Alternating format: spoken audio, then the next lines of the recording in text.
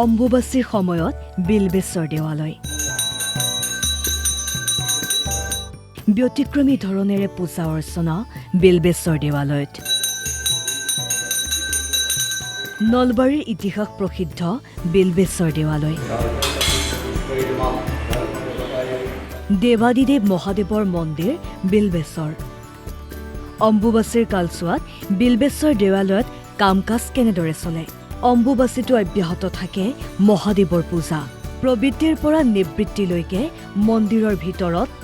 মাটিৰ পৰিৱৰ্তে কলপাতৰ ওপৰত বহে পূজাৰী কলপাতত বহি পূজাৰীয়ে পূজা কৰে অতীত কালৰে পৰা অম্বুবাচীৰ সময়ত এনেদৰে ব্যতিক্ৰমী ৰূপত পূজা কৰি অহা হৈছে বিল্বেশ্বৰ দেৱালয়ত ভক্তই অম্বুবাচীৰ সময়তো দেৱালয়ত কৰিব পাৰে পূজা অৰ্চনা এই সময়ৰ পূজাৰ বিষয়ে দেৱালয়ৰ পূজাৰীয়ে কয় আমাৰ যেহেতু শিৱ প্ৰধান গতিকে ইয়াত আমি যেহেতু মাটিটো চোৱা বুলি কয় গতিকে আমি কলপাত পাৰি ইয়াৰ ওপৰত গোঁসাইবিলাক থৈ আমি পূজা অৰ্চনা কৰোঁ আৰু ইয়াতে ভক্ত আহে ভক্তসকলে ইয়াতে কাঁচা ভোগ প্ৰদান কৰে তেওঁলোকে দুপৰীয়া 2 বজাত কাঁচা ভোগ গ্ৰহণ কৰিব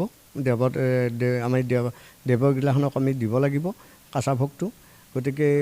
আমাৰ যোনটো পৰম্পৰা ইয়াতে যেহেতু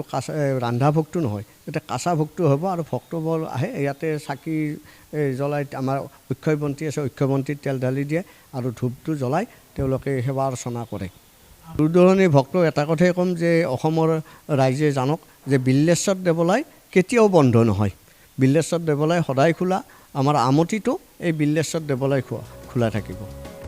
দেৱালয়ৰ দলৈগৰাকীও অম্বুবাচীৰ দিনকেইটাত কৰা পূজাক লৈ কয় আৰু বিল্বেশ্বৰ দেৱালয়ত সকলোৰে মানে উৎসুকতা এটা বাঢ়ি যায় যে বিল্বেশ্বৰ দেৱালয়টো খোলা থাকে মন্দিৰটো তাৰমানে এইখন প্ৰথমতে হৈছে শৈৱ শক্তিপীঠ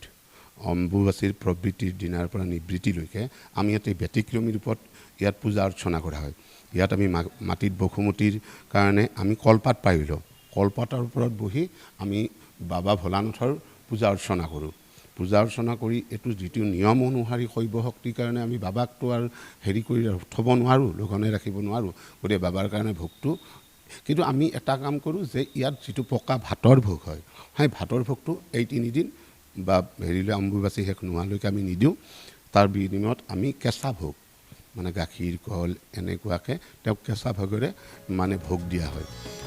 ঐতিহাসিক কালৰে পৰা অসমত শক্তি পূজাৰ পৰম্পৰা চলি আহিছে নলবাৰীৰ বেলশৰৰ বিল্বেশ্বৰ দেৱালয়ে অসমত শক্তি পূজাৰ ধাৰাবাহিকতা অব্যাহত ৰাখিছে বিল্বেশ্বৰ দেৱালয়ত পূজা কৰিলে ভক্তৰ মনোবাঞ্ছা পূৰণ হয় দূৰ হয় সকলো অপায় অমংগল নলবাৰীৰ পৰা চন্দন শৰ্মাৰ ৰিপৰ্ট অসম লাইভ 24